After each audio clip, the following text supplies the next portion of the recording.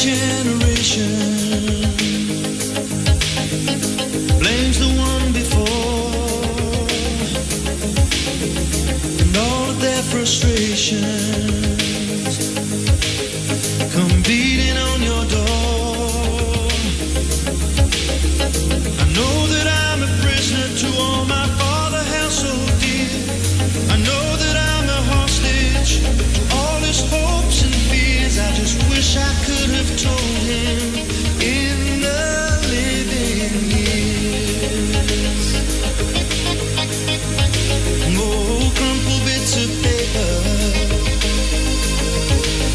filled with imperfect thoughts, still to conversations.